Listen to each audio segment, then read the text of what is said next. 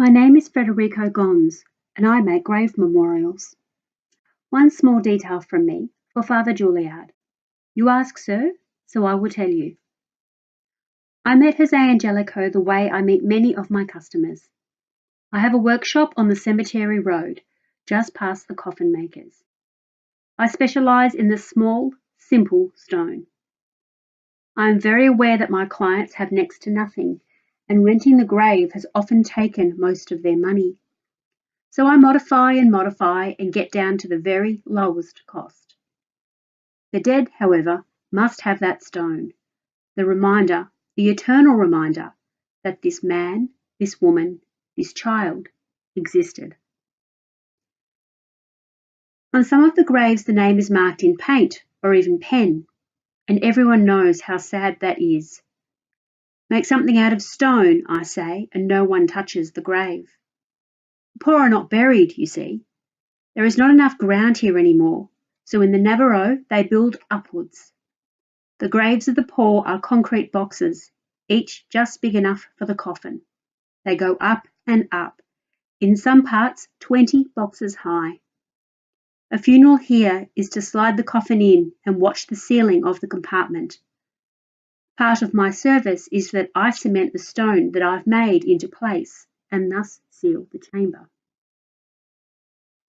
Jose Angelico used me when his son died. I was sad to see him again with the news that his daughter had died also. It meant he had no one in the world now. He was a thin, lean, gentle man who always spoke quietly. I knew that he was a houseboy for a rich man, but that was all I knew. He found me early in the morning and he looked as if he hadn't slept for a long, long time.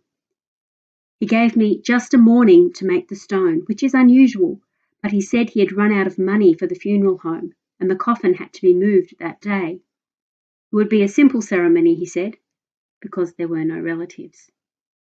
I offered him all my sympathies and he paid me $200 as a deposit and I set to work.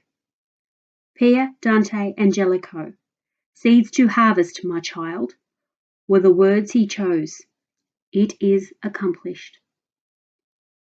I did not chisel it myself. My son is 10 years old and is a fine cutter now. He used to rough out and I would finish.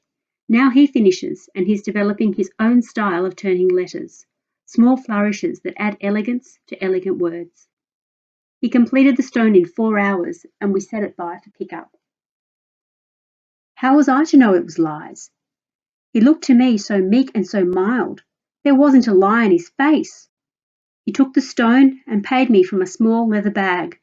He had the coffin behind him, carried by 2 young men. Street sweepers they look like. No priest. I went along and saw the coffin placed inside, and we said prayers for the child. I sealed it and fixed our little stone. All I could see was the worry and grief, like he was a man worn down to nothing. There wasn't a lie in his face. When I read about him dying in a police station, I just thought, poor man. I read the story to my son, and we said a prayer for him also.